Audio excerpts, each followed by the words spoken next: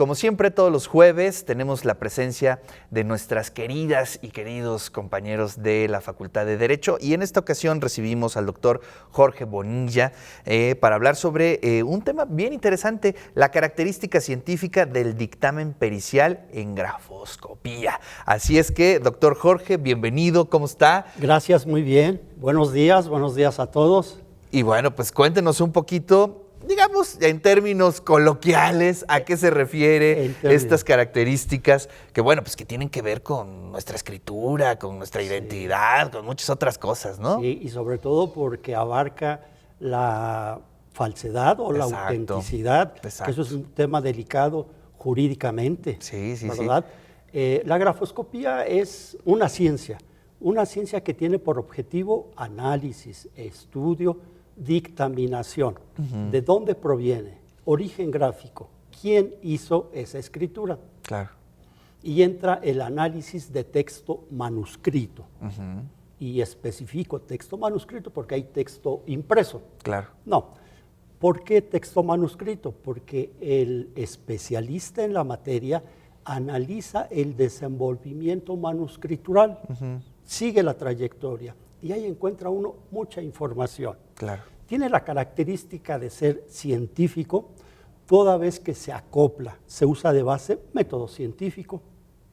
En el método científico tenemos etapas ordenadas, sistematizadas. Claro. En el dictamen pericial vamos a encontrar un planteamiento del problema. Ese planteamiento del problema no lo hace el especialista, no lo crea, no lo genera. Toma información de puntos concretos, puntos de adición, emitido, establecido por cada una de las partes. Entonces, cuando digo cada una de las partes, es porque ya hay un procedimiento judicial. Ya hay un procedimiento judicial.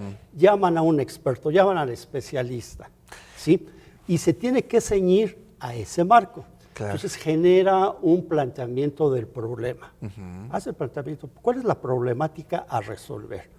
Entonces el perito ya tiene el qué, qué investigar, qué hacer, ya está establecido. El perito elabora el cómo, todo un procedimiento, ¿sí? Se genera la problemática. Enseguida se tiene que formular una hipótesis con base precisamente en esos puntos a investigar. Claro. Cuestionario de puntos concretos, cuestionario de puntos de adición. Ya tenemos planteamiento del problema, problemática a resolver. Formulación de la hipótesis. La hipótesis se puede formular en sentido negativo, en sentido positivo o en ambos, dos hipótesis.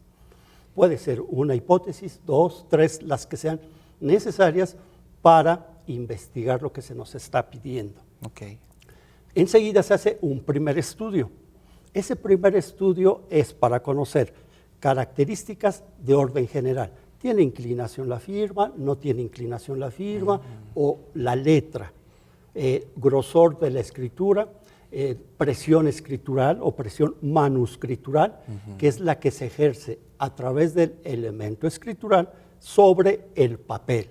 Okay. Entonces se hace una investigación de campo, porque es necesario que el especialista tenga a la vista, en sus manos, a su alcance, ese documento donde obra la firma. Claro. La firma que está en duda. Claro.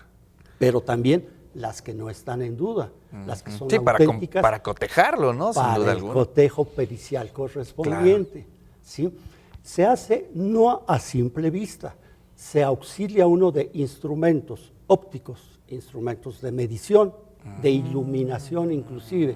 Hay una iluminación muy especializada, hay microscopios portátiles que son de mucha ayuda y son necesarios, porque se está haciendo un trabajo científico. Ahora bien, se hace estudio in situ, estudio de campo, porque el perito se traslada, el especialista se traslada donde se encuentra el documento objeto de estudio. Claro. Una vez que se termina con el primer examen, el primer estudio, pasa uno al segundo. Ya en el segundo no se van a analizar datos generales, ahí ya se buscan rasgos, rasgos en los trazos. Recordemos que un rasgo es un trazo, pero no todos los trazos tienen rasgos. Claro. Un rasgo es una particularidad. Alguien diría, a manera de comparación, valga la comparación, hay dos personas, las dos tienen ojos, una nariz, son iguales. No, tienen sus rasgos, sus características. Eso es lo que busca el perito. ¿Cuáles son esas particularidades manuscriturales? Por ejemplo, si me pueden apoyar poniendo en pantalla una parte de la firma. Claro. Vamos a ver si lo tiene ahorita la producción para que veamos. Ahí tenemos. Mire, por ejemplo, la parte baja, ¿verdad? Alguien diría, el trazo inicia precisamente donde está lo más oscuro. No. A simple vista, ese tracito que hace una especie de gancho. Exacto. Es una estela de tinta. Ahí ya empezó el trazo manuscritural. Esa es una característica que, de acuerdo a los principios de la ciencia de la grafoscopía, atiende el especialista. Hay características que pasan desapercibidas al falseario. Claro. El falsario no tiene esos estudios, esas técnicas, esos métodos. Él simplemente reproduce. Okay. Inclusive hasta reproduce con retoques. Entonces, uno va siguiendo. Ah, bueno, pues ahí se ven los distintos trazos, ¿no? Ahí lo encuentra uno, pero igual a simple vista no se percibe. Nos apoyamos, técnicas, métodos. Por ejemplo, hay una técnica que ayuda bastante, que es la técnica de observación, analítica pericial. Claro. Voy analizando, pero voy reflexionando, voy razonando y voy registrando mis datos. Claro. Una vez que se termina ese segundo estudio, ahora pasamos a comprobar la hipótesis o las hipótesis que formulé. Claro. ¿En qué sentido van a resultar? Entonces, para comprobar esa hipótesis hay etapas, 3 etapas. La primera etapa, recopilo. Aquí ya nada más lo más interesante, los datos relevantes. Okay. Una vez que tengo los datos relevantes, asocio con lo que es la hipótesis. Ya las armonizo, veo, razono, estudio, analizo. Y entonces determino cuáles son esas particularidades tipo gestográfico. Claro. Son particularidades de tipo gestográfico, no las que yo quiera, no. Deben cumplir ciertos requisitos. Uno de ellos, que sea constante. Okay. De 10 firmas analizadas, que son 10 firmas auténticas, verdaderas. Hay ciertos rasgos que son patrones. Son patrones. Exacto. Repetitivos, constantes. Exacto. Y afloran del subconsciente. Alguien diría, pero es que no estás en la mente de esa persona. Claro. El subconsciente, eso se objetiviza. Al momento que yo voy a estudiar, no, aquí hay un retoque, quiso simular. Eso ya no es automatismo. Claro. Es falsedad. Así es. Composición, agregado. No, eso ya se toma en consideración. Ahora bien, una vez que se toman todos esos datos suficientes para decir, esto es la manera, el modo de cómo escribe esta persona. Un tercer estudio. Ahora, este modo aparece, también se encuentra en la firma que está en duda o no se encuentra en la firma que está en duda. Claro. Oye, pues qué interesante, ¿eh? Sí. Luego, ocupamos lógica grafoscópica.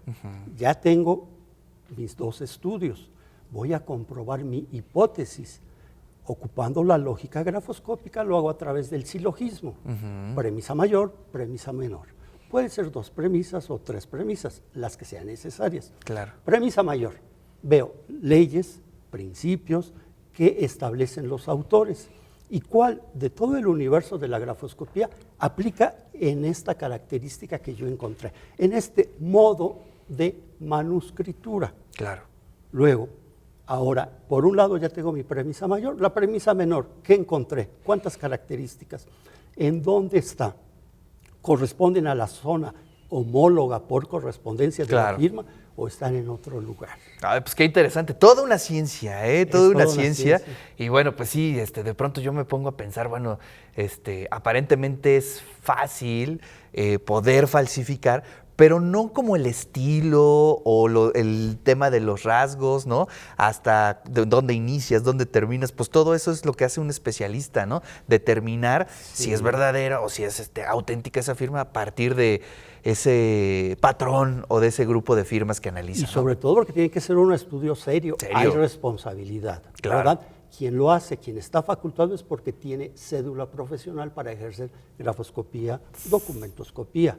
Entonces, en determinado momento, uno se constituye en auxiliar del juez. Así es. Primero es el peritaje. Claro. Ese peritaje se convierte en dictamen. Cuando todo ese trabajo se plasma en un papel, es dictamen. Ese dictamen puede ser prueba. Cuando se glosa, se ingresa en un expediente y es prueba. Maravilloso. Y es analizada. Así es. Doc, pues muchísimas gracias. Gracias por estar aquí esta mañana y gracias por explicarnos todo este universo en torno a la grafoscopía.